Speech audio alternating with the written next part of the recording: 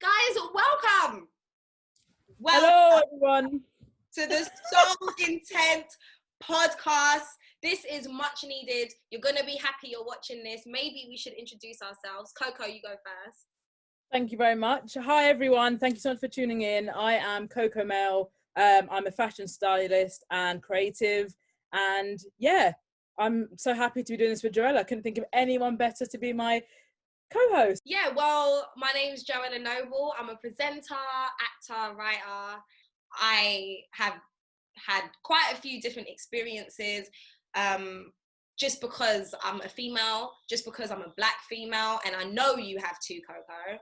So the list is endless. The list is endless. Exactly. Okay. And this is what this podcast is really about, us talking about fashion and sneakers, but also our experiences surrounding that industry, and hopefully you guys a better perspective of what it's like to be us. to be one of us.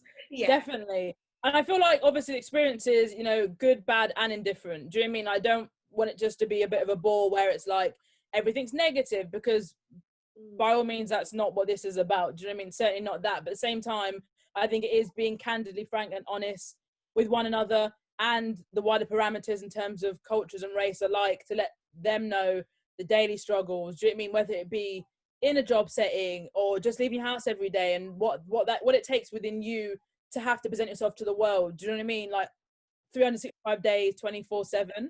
Well overdue. Well overdue. What do you stand for? Like, what, you know, as an individual, as Joelah Noble, all-round shaped, lovely individual? For me, it's more about uplifting other people and letting other people know, like, whatever it is that you want to do, you can actually do that. So when I introduced myself at the beginning, I'm like, oh, I'm a presenter, actor, writer. Really, like, in my head, I'm like, when someone asks me, what do you do? I'm like, really, I do what I want, because there's so many different things that I love and I'm interested in, and that also, like, there's synergy between them, right? Like, especially in this creative industry, there could be synergy between so many different things. You could be an author and a DJ. Yeah. If you want to. Yeah. It could be like polar opposites, but then, as you said, it still has like that kind of unison. Exactly. I think I represent, I think, equality, to be fair. And that sounds a little bit like, you know, activism and that, but not on that, just from the standpoint of, you know, just everyone just kind of getting kind of whatever they put in, getting that back. And, you know, not being overshadowed or overcasted or undermined or any of those things. So they're all things that I'm sure as women of colour and BAME that we've all kind of been subjected to at some point or another. Do you mean where we may be more equipped than the next person, but because obviously, you know, we might have our skin tone plays a role in certain, you know, in external kind of, I suppose, perceptions, we then obviously don't get given the fair chance that we deserve. So it's kind of, I suppose, it's me wanting to make sure like that underdog, so to speak, in a lot of kind of cases, kind of like has that kind of shining moment, has that voice, or has, you know, that platform to speak. And obviously that's what I really want this podcast to really help kind of, I suppose, grow and kind of help flourish. What's the scene looking like whilst we're in quarantine? Like, what are you thinking, like, from, I suppose, obviously your music predominantly, but obviously crossover into sneakers. So what's the scene looking like for those who maybe aren't in, you know, your industry? I mean, shows are cancelled, so that's a start. thing. In it, Afrofest, Luck Off, Wireless, Luck Off. Yeah, Wireless, like, yeah, shows are cancelled. That's how a lot of people make money. Yeah, of course. That's how obviously artists obviously like put themselves out there to the world, and, you know, and that's obviously where you would be really active in that scene in the time that would be festival season now. Exactly. But obviously that's not happening at the moment. However, I think there's still opportunity in this. Like, people are at home, people are bored, they want to listen to new things and watch new things. So it's also a great time to release new music. You can't perform. Yeah, but you can still do a lot of things. Yeah, but also people are doing lives, which is, so I think people are just getting a bit more creative with it, you know, like Gets and Rude Kid, the duo that I love forever, by the way, like them together is amazing. Dynamic. So he gets, I don't know if you've seen it, he put like a flyer on his Instagram some weeks ago saying, oh, I got a tour coming up. And then venues, it was like my bedroom, garden shed, bathroom, kitchen, like all of that. He did it. I love that. I know, I'm pretty sure I don't know if he did it in his bathroom because I didn't see that one. I actually only saw the one where he was in his garden shed, and it was such vibes. And yeah, I think that's amazing because there's so many people, especially for someone like Gets, right? There are so many people who don't get the chance to see someone like Gets perform live. And that is just as simple as a little click on your iPhone, on your IG, but you see like the magic. He's an amazing performer. So I reckon that after that, he'll probably have more people at his shows. It's looking quite homemade right now for this industry. Homegrown, homebrew. Home-groomed, homegrown, but amazing at the same time. It's looking mad creative. And it's looking personality-based as well. Yeah, for sure. Definitely. Because most people out here at the moment, I've seen loads of musicians on like Shea Bar and that, like everyone just looks like, everyone's just had to just say, to hell with it. Like, do you mean the grooming, in terms of the rappers and that MCs, the grooming isn't really like at 100 like it normally, like, but I think it's good, like, show the people the realness. Do you know what I mean? It's not about everyday fade, everyday beard gang. Nah, like, show it for what it really is. Were you tuning into Tory Lanez live? That was literally religion. Like, I was alarm setting. I was just like, I was on it. It was too much. like we need a hype person, or like we need some sort of like jingle or theme tune or something like his friend. Like, do you know what I mean? Like quarantine radio. Quarantine radio. But you know what I love about the milk? Yeah, she needs some milk. Yes, but you know what I love about that whole production is that when we saw the behind the scenes, whenever he would turn around the camera, we saw a whole team there. Yeah, a squad. There were people there, and that shows you like we could do things on our own. We can. Yeah. And we can go to a certain level doing things on our own. But really and truly, it takes the team. It takes a village. Yeah, that really believe in this vision the same way that you believe in it. So I think they're amazing for that. I really would like to be there for those conversations before they started it, when they were like, oh, we should do this. Yeah, like how that came about kind of thing. What about for you? What's the scene like for you right now in quarantine? It's just, I think, hit like a whole new like digital age. Obviously, for stuff that I did, obviously was really kind of like social media based, but then also, you know, certain campaigns that I've done like now should have really been on billboards and buses and things like that, but obviously hasn't come into effect. So from like a, you know, PR marketing standpoint, like that whole thing is on hold right now. Do you know what I mean, kind of thing. So it's obviously definitely effective. Like there's no way around it. Do you know what I mean? Like, you know, we can't create like content around new drops and like, you know, all this amazing heat that's coming. It's kind of having to be shelved or done in a different fashion where people are obviously being like gifted it and then creating content at home. And obviously you don't need a stylist when you're at home.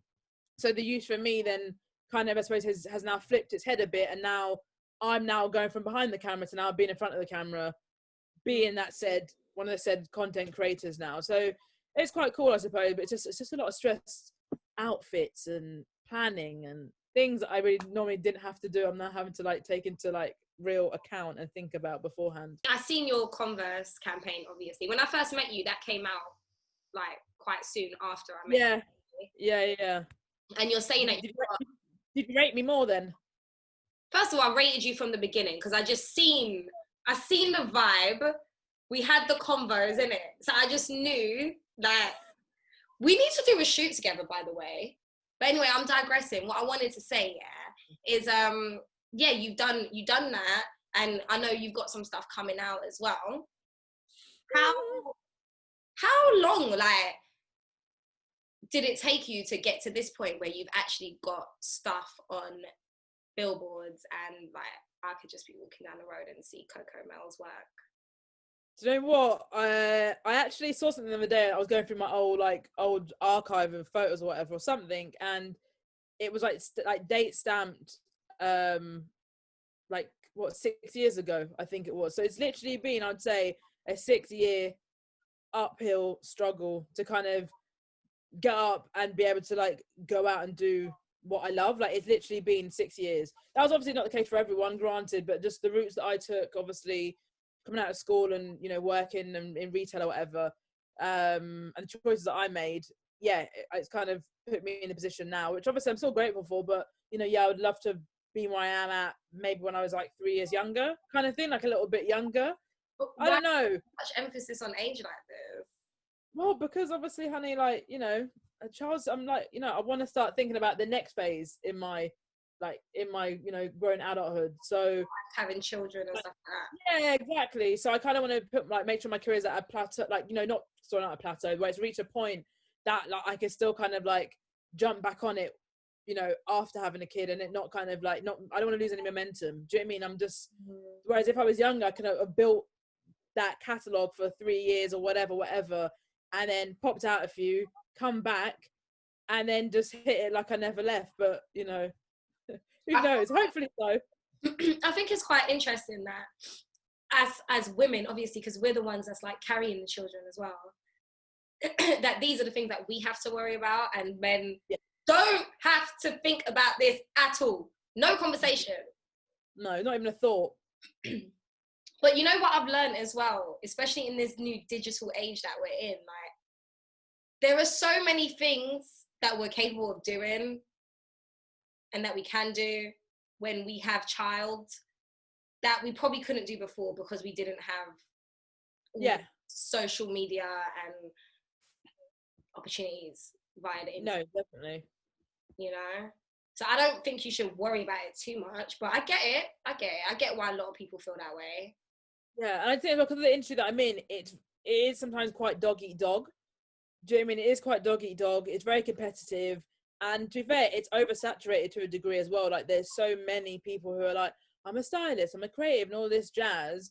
And it's like, you've kind of got to like decipher how you can kind of have a unique selling point to put you ahead of those people. Do you know what I mean? Like, you know, is it like how you dress as a person, or is it, you know, how you display your gram, and all these different attributes I feel like kind of can contribute to whether, you know, brands fuck with you or they don't, really. That's kind of like my take on it, kind of thing. And I just think, you know, stepping away from it, like, I don't know, just stepping away from it, it just gives me a bit of angst. I'm always just a bit like, it's scary. What does that look like, kind of thing. Yeah. And obviously when you're self-employed in work as well, you know, you can't be out too long because you need to be securing that bag now for another mouth to feed. Do you know what I mean? So it's another added level of pressure. 100%.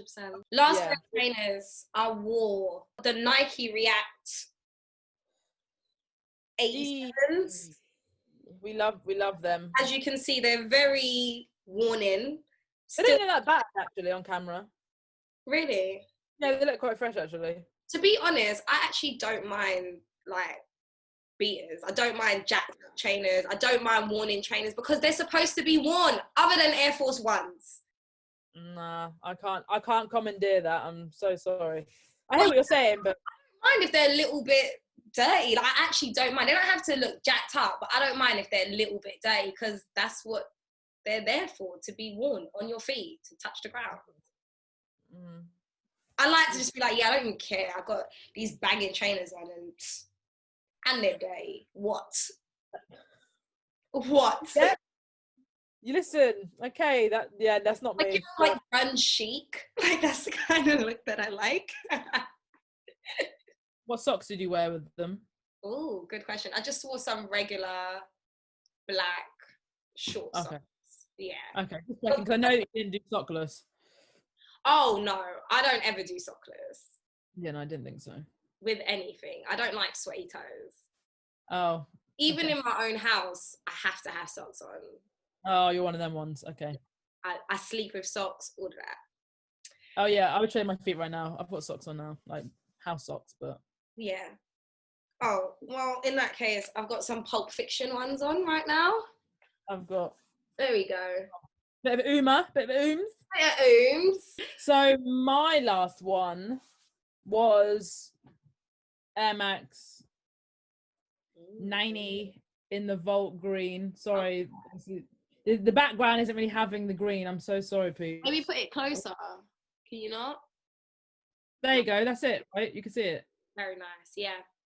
Those, and I literally wore them with very little, because I think that was like one of the hottest days like so far we've had in lockdown. So I literally wore it with like, it was like a bandeau or something, or like a little sports bra, and then just some little pom pom shots.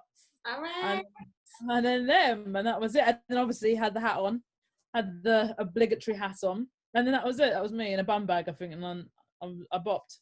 But tell me though, why is aesthetic so important to you? Aesthetics is in like my personal aesthetics or your personal aesthetic? Yeah.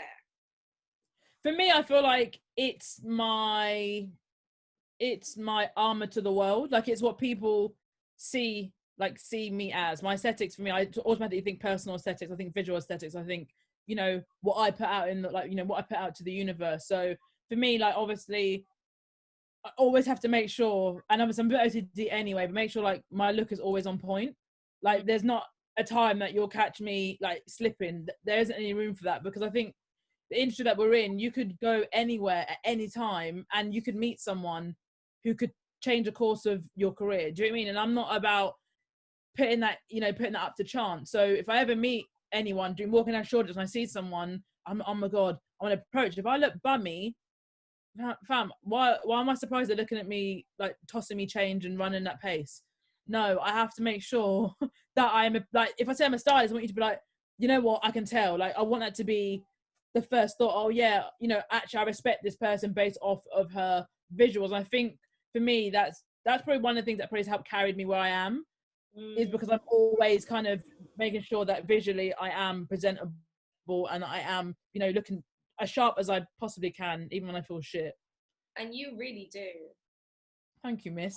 That's impressive. Thank you. Honestly. Is there ever a time when you're like, I don't know what to wear? Babe, that literally is my life story. Anyone who knows me like super, super well will tell you that normal outfit picks is a 24-hour ordeal. Like, I think about my outfit like for the next day, like the night before, every single time. When I was in corporate, that's how I used to like have to run it. Like, if I had a new sneaker, right, I always dressed from the sneaker up. I never dressed any other way. So for me, the sneaker is completely like the epitome of how I'm moving next. The sneaker is got a color. What color do I have in my clothes or my hat or whatever accessories I want to rock that can bring that out? So yeah, aesthetics to me is definitely visual aesthetics, which might sound a bit shallow, but I just think the industry that I'm in, I think visual is really where it's at first and foremost.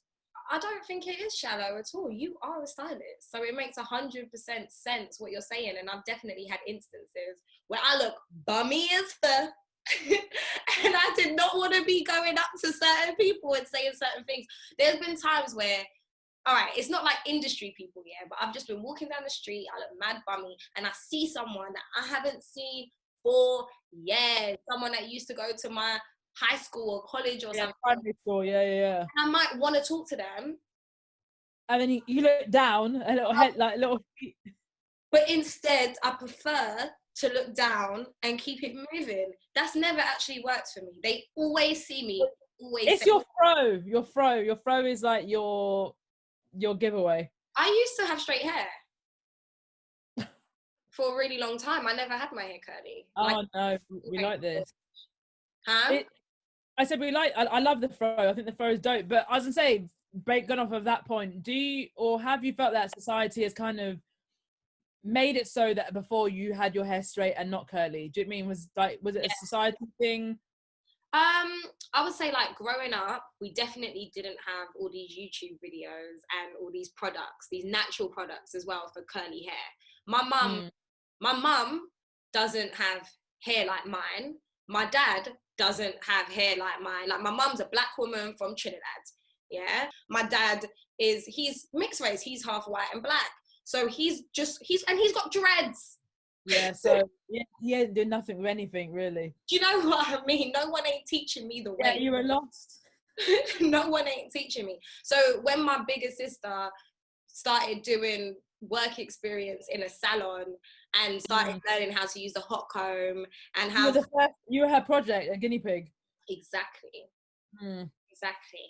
And I loved it because then I could see the length. I could, oh, actually, my hair is really long, and everyone could see that.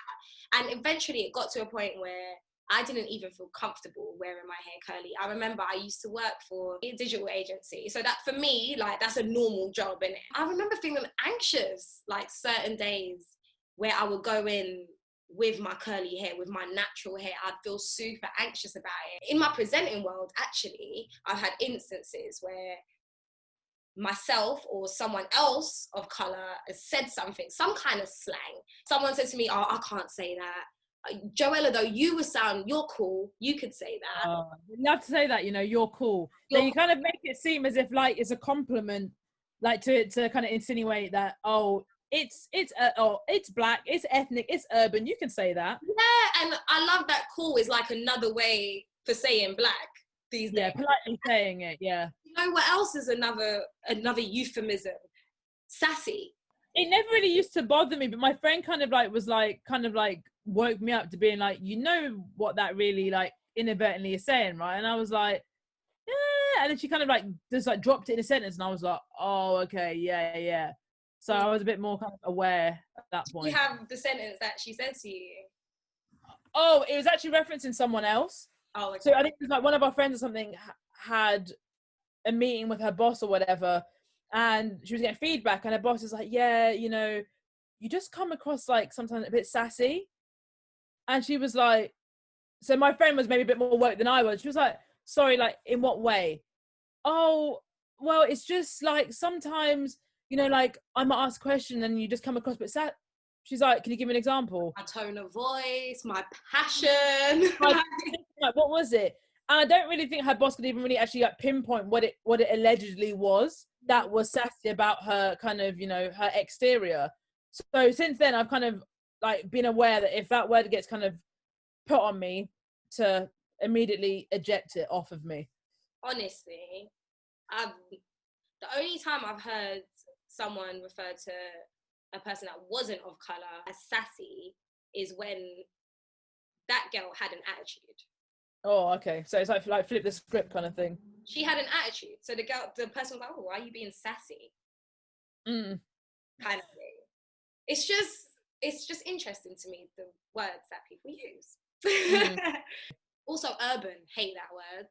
Yeah, no, that's a definite. I think I actually addressed that recently on a podcast. A Q&A session I did.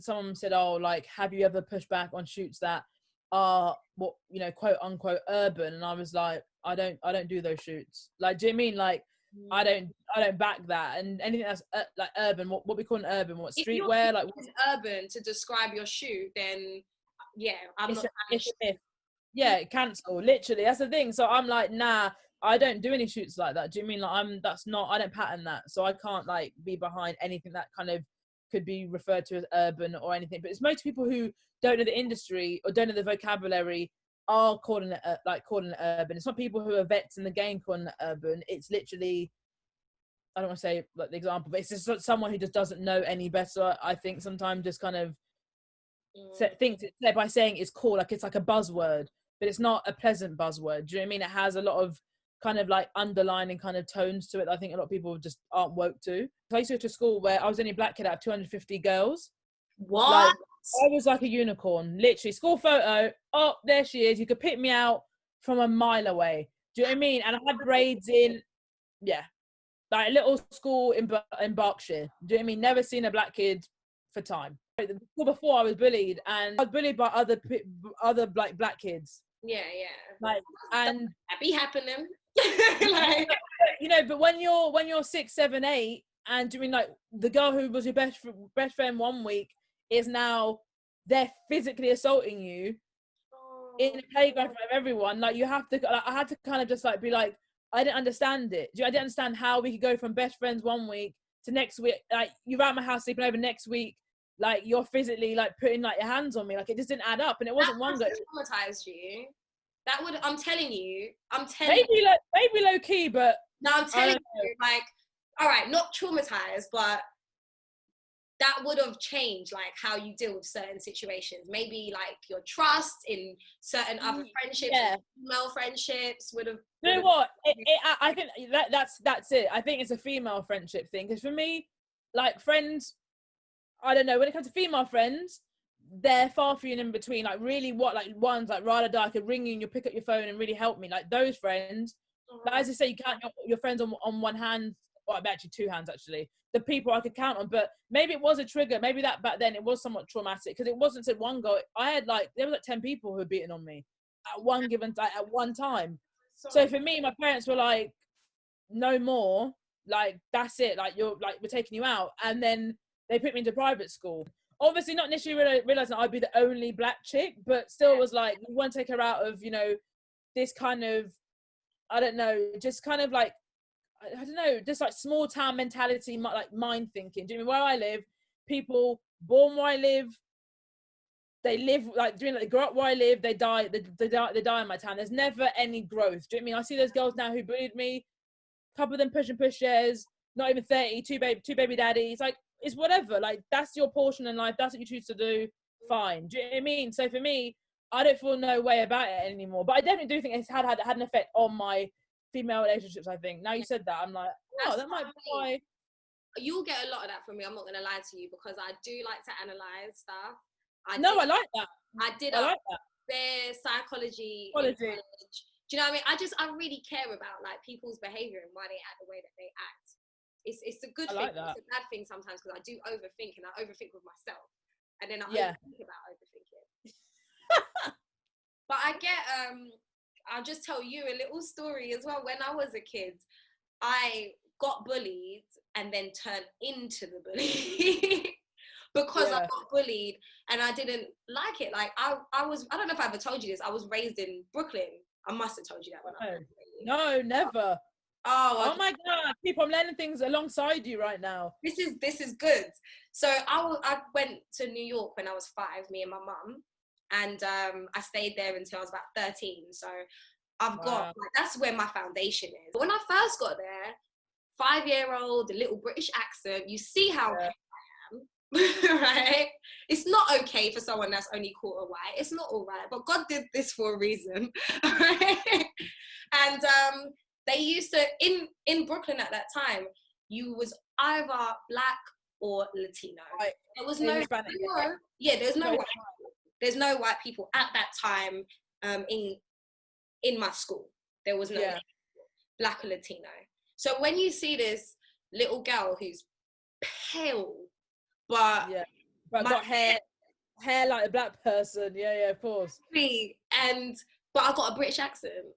Oh, so they just used to call me white girl, and I used to start crying, like because you knew you weren't white, of course. I'm white. I'm not even half white. I don't even have a white parent.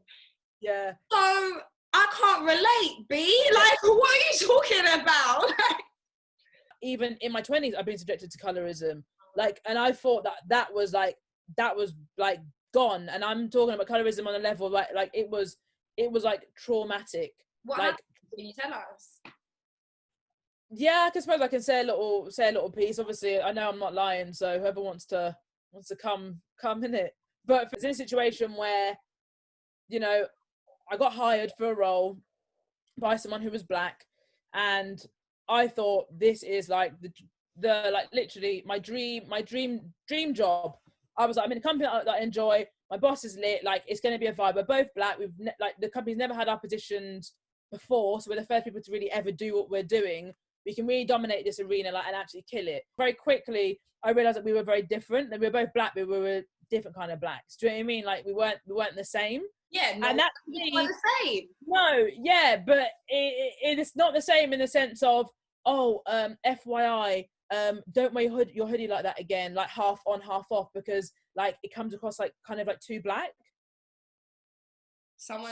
A black person said that to you, right? So so as an adult now, I'm like, so I didn't know what that even means. How do you respond to someone saying to you, like a mirror of you saying you wearing your hoodie half on, half off can be deemed too black? You know that's real self-hate though, right? You know that's really what that is manifested. Again, that didn't come into my mind. I was just like, what do you mean? Like, what are you talking about? Like, I don't get it. Do you know what I mean? Like, I know when I could put on my blackness like to 10 and when I can simmer it, so you know what I mean, like it's neutral. But when I'm being told how I'm dressing isn't quite like the standard that's expected. Bearing in mind, I'm not out here in rags. Do you know what I mean? Like it's like, so I was baffled, and I just didn't get it. And to me, I'm like, this is you as a stylist as well, right? You were hired as a stylist, so really you would think that you would allow your stylist to, and anyone for that matter, but especially your stylist, to express themselves in whichever way they want to express themselves. So if it's a hoodie, then that's what it is. And that went on for another year, and then it just got worse, and it got worse, and it kept getting worse, and to the point where I end up like being nearly hospitalized. I ended up dropping on the floor, collapsing, blacking out, and it was just a myth. And then at that point, I'm like, okay, like this dream job no longer is a dream anymore. It's becoming like a real like nightmare. Do you know what I mean? And I'm like, I'm not really here for that shit. Do you know what I mean? I don't get paid enough to take like all these little subliminals and all these little shady little comments. Like that's not what I'm here for. And especially when a company represents itself as being inclusive, and you know, we took all the boxes, and you know, we love everyone. In actuality, you can't even, like, you're not even taking care of the people, like people inside the organization before you want to worry about customers outside the organization. Like it's not even just that, it's going on a train where I live from Buckinghamshire going to London. That's like what, 40-minute train journey sometimes. The whole train is packed, it's empty next to me, no one was next to me. Are you people were trying to rather stand and have their leg burning them for a 40-minute train journey than sit next to me. Bearing in mind, they may have well paid $5,000 for an annual train ticket, and I'm on the train, stay with you three or four, 5 times a week, and you'd rather sit than sit next to me. That's now. Yeah, I've had like a similar experience where it's like, I feel like no one wants to sit next to me right now, where my hair is all big, and I'm thinking, is this too much for you? Yeah. And it's usually when I'm wearing like a hoodie and something baggy and some trainers, and it's just out. The hair's out, natural. You know, there's people, I've had instances where people just, they will say, like, people will say something about my hair anyway, but there's different ways. There's different tones, Yeah, I've had people just like, oh, wow. Like there's a lot. It's expensive. Yeah. Okay, if you want to do that. Yeah. But I'm really sorry to hear that that's what you had to deal with. Like that's. I said I appreciate that. Yeah, but it gets to the point now where I annoyed at myself being like, oh, it's fine, it's normal. Like that literally is like my go-to thing to say is, oh, don't worry, it's normal. But that part of like being dark skin, it does become a form of normality. Do you know what I mean? And I said, is this wilder when your own race is turning on you? Do you know what I mean? Like that is just, to me, I would never be able to understand that at all. There's nothing you can tell me, trauma, whatever ordeal that you've been through, that would warrant you doing that to another said like POC. I can't. It's self-hate. It's 100% self-hate. That person definitely went through similar experiences, was definitely made to feel inferior because of their race. 100%. I don't want to go too deep, but you don't know what this man's relationship with his mum was like, for example, to then turn around and be that way to another Black woman. Yeah. This is the things that we do need to focus on as a community, and we need to have these conversations, but they're very hard to have, and we need to be very honest with ourselves and with each other. But this podcast ain't for that just yet. Perhaps in the comment section though, we can start a little something going. And what about like working with brands and stuff? Do you think it's harder being a woman of colour, reaching out to these brands and working with them? That's a good question, you know. I don't know. I suppose if it is, it's something that now I'm in a position where I don't necessarily like feel it. Do you know what I mean? Like I feel like a lot of times now, like brands are reaching out to me, thankfully, and they're approaching me for my skill set rather than the other way around. I feel like for me, it hasn't necessarily done that. But from a job point of view, yeah, it definitely has played a part, but not so much in like the industry that I'm in at the moment. I don't feel like it's kind of had an effect per se. Or if it has, I've been none the wiser. Do you mean it's not been really bait that I've been like, oh, I know what's happening here kind of thing. I think that if anything, people not use me, but people like lean on me and rely on me to let them know, is this too far? Do you mean like, could we be another H&M? Could be another Gucci? Could be another Comme des Garçons if we do this? Or is it okay? Like, are you offended or not? And that's the kind of, those are the conversations I respect. I like when people ask those questions. Like, that's what I rate. There are going to come to a conversation we're going to have on here that people won't be comfortable listening to, for whether the reason of it kind of relates to them very close to home, or the flip side is they can't relate, but they don't want to hear it. But that's fine. If that's the case, it's not for you, then, you know, by all means, kind of step away. But we're going to have those conversations regardless. I mean, whether, irrespective of the uncomfortability that it may, you know, kind of may cause. But I think it needs to be had. Why do you think we aren't represented so much as we should be, and why are we overlooked? Well, I think the quite obvious reason is that we're in a country that is predominantly white people. So they're going to represent based on what it is. We could take it back. We could take it back to why Europeans are the standard of beauty today, but I don't know how back you want to really take it. I used to want to do modeling. Lord, I don't know who told me that that's what I wanted to do. When I used to look for agencies, I remember like looking through the people to try and see like, oh, is there anyone that looks like me? Because if there's someone that looks like me, then I can't go to that agency because they're not going to want. Is that like your mindset? Is that what it was back then? That was my mindset. Yeah, it was. It's funny because I literally said that the other day to someone. I think I said it even to my mum on a call. I said, I feel like we've been conditioned as black women or as black individuals to kind of be told there can only ever be one of us at any one given time in any one given space. I haven't looked at an agency sheet for a very long time, so I'm not saying that that's right now the case right now. No, but back in the day.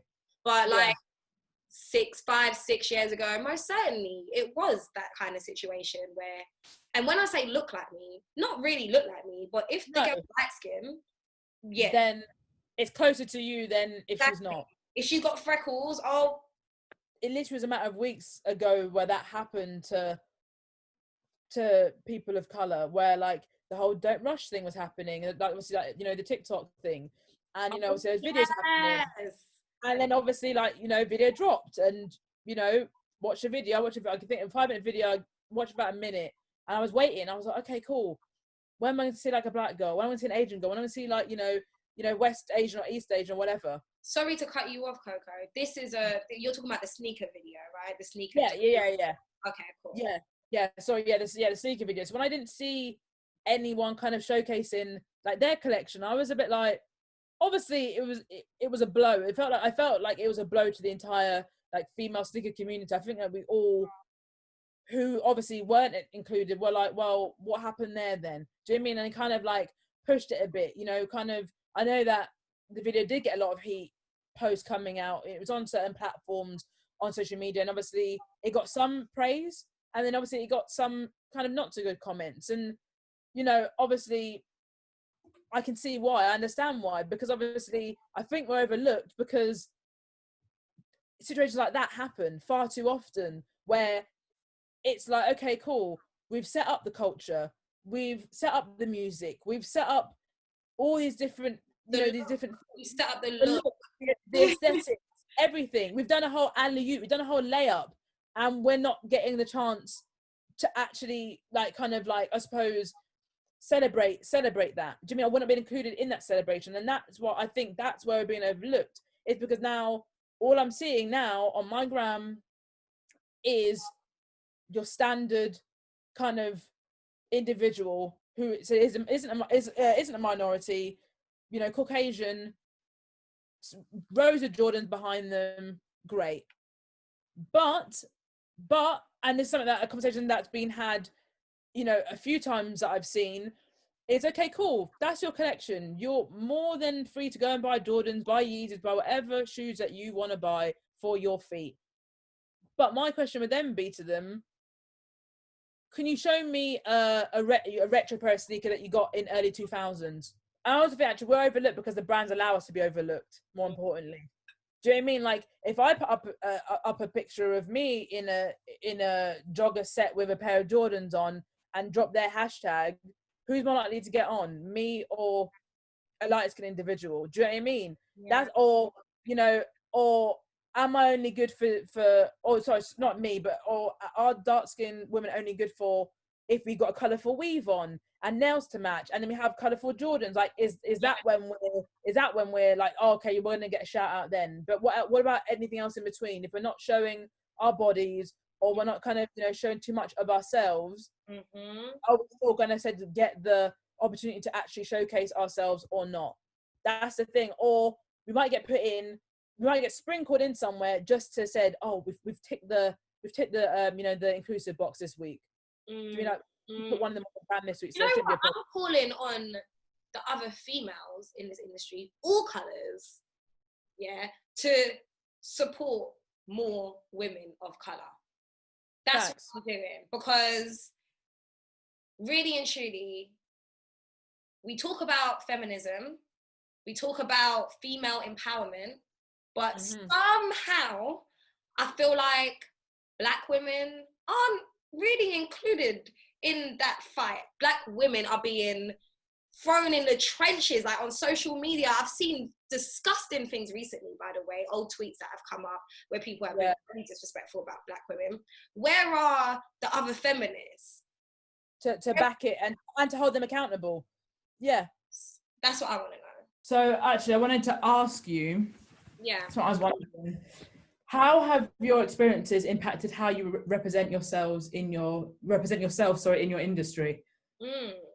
My experiences are definitely a mix between my corporate working life and my creative industry life.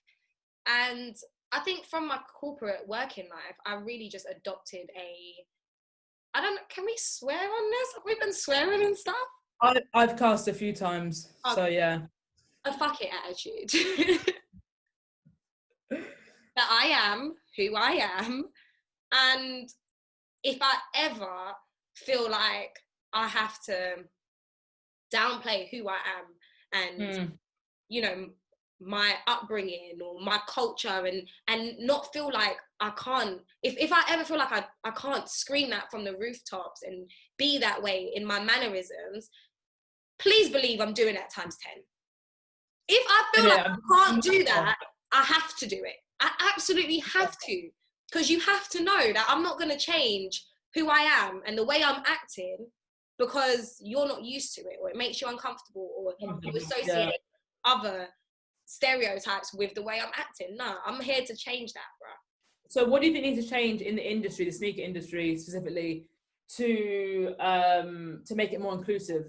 I think I touched on that a little bit earlier, where the people behind the scenes need to reflect the people that we want to be included, quite frankly, the people making decisions, or at least be aware that we need to have more diversity within the sneaker world.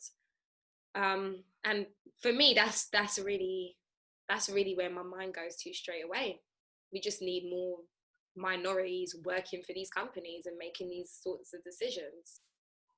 No, I agree. I think obviously from like, I suppose my kind of like working aspect, I think for me, it's just getting the correct involvement, as in like, if you are a company where you don't have any POCs or BAME, then why would you not have any POCs, or do you understand what I'm saying? I know what you're saying, but also I feel like that happens more times than not. But what I'm saying is, if you don't have those people, you don't have those sensible voices to say, actually, this can be offensive, then hire some. If you don't want the person permanently, then don't hire them freelance. Just get some fresh eyes on these briefs and these concepts that keep getting churned out, and then spat out by the culture, because we're like, what are you thinking? Like, in what boardroom does this make sense to you? And working in the industry, and actually I've now learned the stages of approval. Like, I now know how many eyes are really on one project before it gets signed off and approved, before it goes live. It's far too many eyes on it for not one person who said it isn't a minority to say, actually, I don't think that's going to land right. I don't think that's going to translate that well. Do you mean? So by all means, hire us. Bring us into your domain. If it's just temporarily, so be it. But it's almost like, let us help you. Do you know what I mean? Because like ultimately they're gonna get the accolade from churning out a really good campaign that is inclusive and has all these things, do you know what I mean, included in it. It's not going to be the BAME or POC individual who helped them do that. They're not going to go for it. It's going to be them who's going to monetize off of it and profit off of it. Do you know what I mean? So for me, anything I can do as a creative in the industry, I'm making sure that I'm doing it. So whether that is if I'm doing my own shoots or I'm hired, I'm offering different kind of like different packages where I'm saying, actually, do you know what, I can cast as well. I can not only star, I can do casting. That then allows me a bit more control to make sure that I'm steering it in the way that is favourable to everyone. Not just one minority, not just one ethnic, but everyone is getting a piece of the pie, so to speak. I think that's why it's also important to build up our own brands as well. I'd say, yeah, what steps have to be taken to progress in an industry that tries to ignore us? We just got to be loud and proud and do our own stuff and start our own campaigns. It's the same as when I first started presenting. I realized that no one was going to give me the opportunity. No one's just going to hand it to me. I really had to create my own opportunities. And I feel like this is a part of it. We need to create our own opportunities. Of course, I know there are so many amazing Black creatives out here doing amazing things. And I just think it's all about continuing that, collaborating with each other. I couldn't agree more. I literally think exactly what you said, hit the nail on the head. Just continue, just said, as being us, as being unapologetically us. I think that's what we can kind of do. We can't be asking for permission. Yeah, that's true. That's done. Them days are done. Permission days are done. They're over. As creators, we just need to get out there, and whatever it is that we're passionate about, we just really need to do it. You can do so much with an iPhone and a little ring light from Amazon that I've got right now. that Coco needs to get. With all these worldly things happening around us right now, how are you able to make sure you're getting the personal wellness you deserve whilst in lockdown? And that's so important as well, because we are blinded by material things, social media-ish, gossip. Do you know what I mean? That's blinding us. When really, even like society standards of when we're supposed to get married and have kids and all that stuff, and really what's really important is like how we feel within, isn't it? Because we can't do any purposeful work without meaningful work within ourselves and who we are. So it's so important right now to take out the time to make yourself better, heal yourself the best that you can. So I have been writing all my thoughts down. Love that. Writer as well. A lot of people don't know that because I don't put a lot of my writing stuff out. Well, that needs to change. Yeah, it's gonna change. It's gonna change.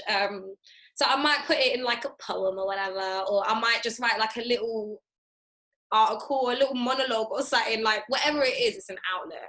I've also put this on my page, like 3 tips for stress management, and that's one of them. Like, you need an outlet, even if it's like screaming to your phone on a voice note. The voice note, yeah. You know what I mean? And then you delete it because that's just too much. You can't handle that. But I think it's important to have yourself an outlet, and also really consider what self-love is to you. It's different for everyone. And I'm not talking just, oh yeah, I do love a meditation, but I'm not just saying a meditation and a warm bath. Like, self-love sometimes is self-reflection, even though that doesn't feel good. So self-love is education, even though sometimes you can't be bothered. That's me right now, CBA. Yeah, I totally get it, but really consider what self-love is to you. Self-love is something that you're really going to be thankful about afterwards. You've done this for yourself, to build yourself and to grow yourself and to make yourself feel good. Actually, I feel like maybe this might be part of my wellness. Yeah. Is by, do you know what I mean, be able to like conversate with you on topics that mean a lot, or what we've seen for the week. I think this is actually maybe going to help. I suppose, maybe our weekly work therapy. Yeah, which I think is good, like getting out there, like not holding it in and actually talking about it, and and hopefully during the week as we go on doing these episodes, we also can get the listeners and the viewers' thoughts and, you know, thoughts and feelings towards certain topics, and share some of their things if they're comfortable with that. So, and hopefully then we can kind of go into more of that, like maybe a bit like a forum or something of some sorts. Yeah, and what you said earlier about sisterhood, I think that's really along the lines of what I see for some. Yeah, because I don't have any sisters, so. Oh, okay, I have a couple sisters still, but in this industry, I think collaboration and these links, like just this genuine support of one another, like it's imperative. Yeah, we don't have to be just competing with each other. Competition is cool, that's good, healthy competition, but yeah, we don't have to be negative towards each other. Like, we can really embrace each other and support what each other's doing, and we can create content together. So guys, the next part of the show is going to be a regular running segment for us. It's something that I came up with because I feel like I love trainers. I like looking at them. I usually show the trainers that I love, but you know what?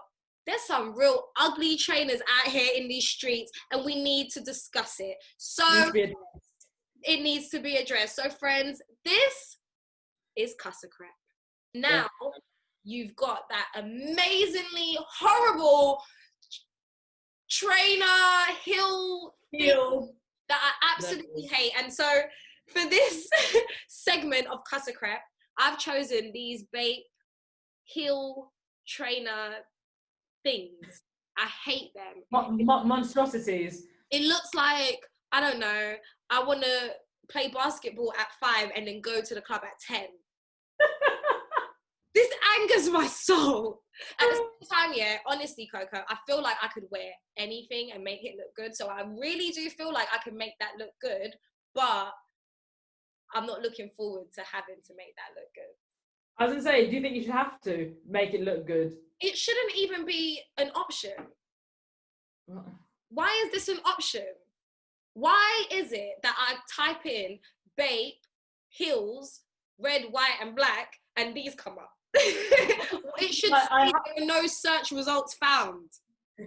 For those who maybe can't see the visuals, but obviously can hear us, it's basically a black and white classic babe silhouette with I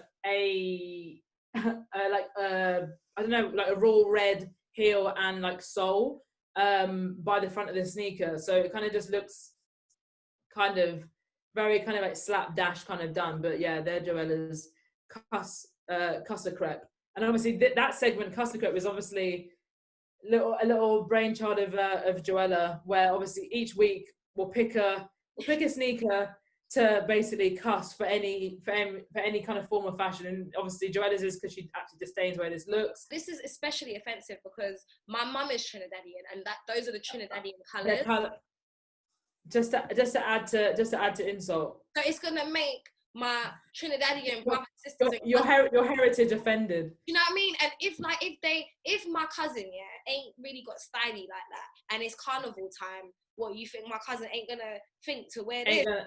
Ain't gonna cop them like, and not even think about. Exactly, because it's great and because it's the same colours. Do you know what I mean? My Cuss A Crep of the week is going to be Stussy, Stussy, however you want to say it. So these actually, though, not these colorways, but the colorway after this, which is like a black with like a grey sole, dropped today, and everyone was just spitting blood. Like, it dropped at 10. Everyone's there, like, refreshing, reloading, all this stuff, and either the bots got it or some quick fingered folk got it, but it was in my basket at like 10:01, and then I'm waiting, and it's bouncing back out, and basically these shoes are a myth. Aww. So that's why I'm cussing them this week, is because it caused me to stop my workout today because I went to try it on Dover Street to cop them. It took an L again. Like, this is pissing me off, like, genuinely. So if anyone knows anyone who has these in size 7 UK for a decent resale price, let's talk. Call me, holler, gram, whatever, because I'm serious. But for the most part, that's why I'm cussing them, is because like they've got people to get mad. Yeah, couldn't get them, so I'm bitter cussing. That's what it's come from. Do you have any shout outs that you want to give today? Yeah, shout out for me actually is Jessie Law, fellow sneaker appreciator and also woman of colour. she earlier on this week actually put a IGTV for like 1 minute 15 IGTV. I think I sent it to you, where she kind of just addressed kind of, I suppose, the uncomfortability that we've been discussing in the podcast about being, you know, someone of color in the industry and in the scene, and obviously, you know, how it kind of comes across, you know, us not being included and those kind of topics. So I thought it was just really brave and commendable of her to kind of address it, you know, on her platform, you know, openly and vulnerably. I thought that was sick, and I hope that, you know, more people share it. My two's gonna share it actually right after this. Share it more and kind of, yeah, just get the kind of the word out there that we should be accounted for. Like, we're here, and you know, we deserve to be celebrated, you know, and yeah, and you know, heard as well. So shout out Jessie Law. Shout out to her. You know what, when I watched that, she did say something that has really like stuck to me about bringing the conversations that she has outside of her social media onto her social media. And so a lot of things that we spoke about today, I speak about every single day. I'm super passionate about it. So I'm really grateful to this platform that you've brought me into. That's you. So that I can voice those sorts of things.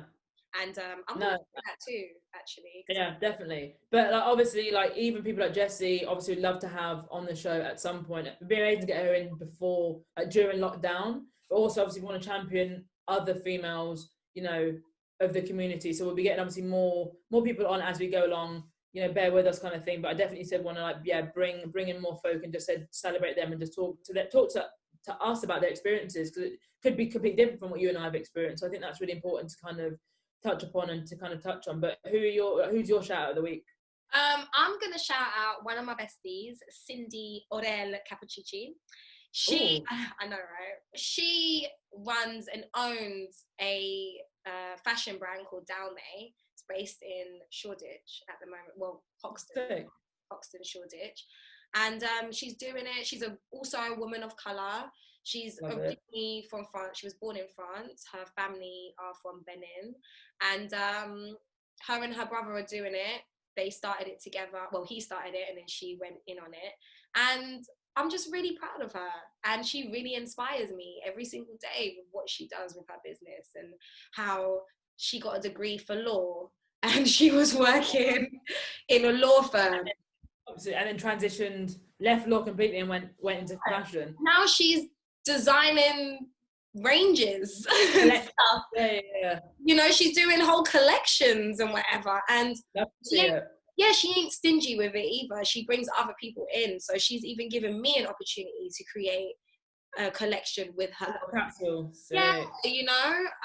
So shout out to her and all the other women doing that, because I know that. Doing the damn thing, because there's so many.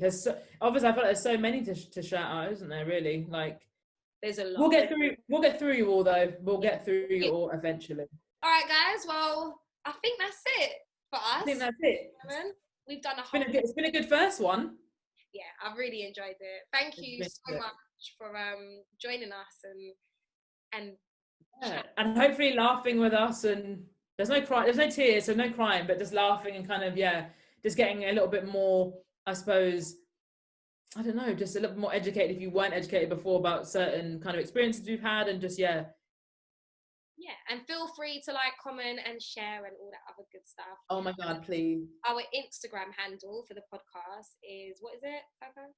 Soul Intent Podcast, as it is here, all in one word, no underscores on the gram, and then the other platforms that will follow shortly. Yeah. And what's your Instagram, Joelah, better still? Oh, for real? So Joelah Noble, just how my name is down there. I don't know if they're going to see that or not, but I'll put it's in the bio. Yeah, yes, in the bio. So Joelah Noble. And mine is at Coco_Mell with 2 L's. All right. So we'll see you guys every Sunday from here on out. We don't have a time yet, but when we do, you'll be the first to know. And guys, we hope that you'll enjoy more of these for us, by us episodes. That is the Soul Intent Podcast. Peace. Thanks, guys.